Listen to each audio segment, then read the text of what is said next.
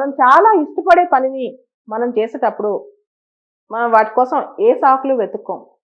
100% చాలా ప్రేమతో, ఆపేక్షతో ఆ పని చేస్తూ ఎంత కష్టం వచ్చినా ఆనందంగా ఆ పనిలో మునిగిపోతాం. కానీ మనకు నచ్చని పని చేసేటప్పుడు బోలెడన్ని ఎక్స్‌క్యూజెస్, బోలెడన్ని లేమ్ ఎక్స్‌క్యూజెస్ తీసుకుంటూ ఉంటాం. టైం లేదనో, లేకపోతే హెల్త్ బాలేదనో, లేకపోతే ఎవరో వచ్చి దాన్ని ఆపేశారనో ఇలా. అంటే మనం ఒక టార్గెట్ ఉన్నప్పుడు, ఒక పని చేస్తున్నప్పుడు దాన్ని మనం 100% ఇష్టపడి చేస్తే ఎట్టి పరిస్థితిలో ఎవరి పైన మనకు కంప్లెయింట్స్ ఉండవు. అయితే మనం అనుకోంగానే ఆ పని అయిపోద్దా? అలా ఉండదు. లైఫ్ అనేది ఒక కంపార్ట్మెంట్ లాంటిది.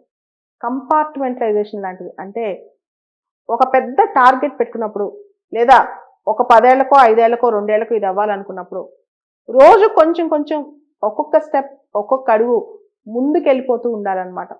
అలా కాకుండా ఒకటే రోజు సక్సెస్ రావాలని లేదా ఒకటే రోజు ఈ పని చేశారని చెప్పి 24 గంటలు కష్టపడినా అక్కడే మనం డౌన్ అయిపోతాం. అలా కాదు. ఒక లాంగ్ టర్మ్ విజన్ ఉండాలి. ఆ లాంగ్ టర్మ్ విజన్‌కి షార్ట్ టర్మ్‌లో ఒక ఫోకస్, ఒక టైమ్ మేనేజ్‌మెంట్ ఉండాలి. ఈ 2 long term vision, short term vision 2 కలిసి ఉంటేనే మనం అనుకున్న దానికి దగ్గరగా వెళ్తాం. మనం అనుకోవచ్చు చాలామంది అచీవ్ చేసిన వాళ్ళు, చాలామంది లైఫ్‌లో ముందుకెళ్ళిన వాళ్ళు చాలా గ్రేట్ పీపుల్.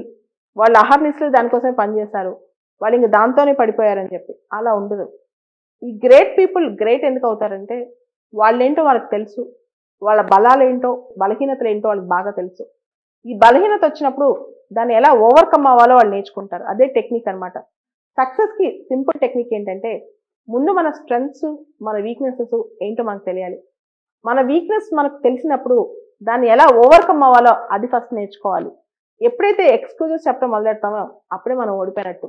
ఎందుకంటే మన బాధ్యత మనం తీసుకోనప్పుడు, మన రెస్పాన్సిబిలిటీ మనం తీసుకోనప్పుడు మనం ఓడిపోతాం.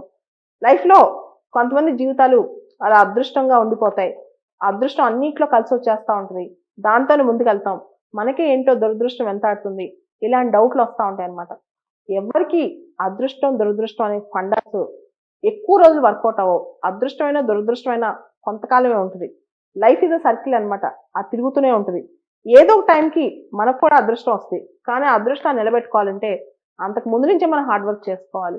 ఆ టైం వచ్చేదాకా వెయిట్ చేసి ఆ రోజు చేద్దాం అంటే కుదరదు. ప్రతిరోజు దాని వెనకాల పడుతూ, కసిగా పరిగెడుతూ ఉంటే ఎవరి కోసం మనకి సక్సెస్ రాకుండా ఉంటది. ఖచ్చితంగా వచ్చి తీరుద్ది. కానీ మనుషులేం చేస్తారంటే, మనుషులంటే నేను కూడా అందరం ఏదో ఆలోచిస్తూ ఎవరో రాలేదని, ఎవరో ఏదో చేసేస్తారని, అందరూ ఏదో హెల్ప్ చేస్తారని ఇవన్నీ పక్కన పెట్టి, మన కోసం మనం నించుని, మన కోసం మన ఫుల్ రెస్పాన్సిబిలిటీ మనం తీసుకొని, మనకి మనమే బాధ్యత వహించి ముందుకెళ్తే జీవితంలో మనకంటే గొప్ప హీరో ఎవరు ఉండరు.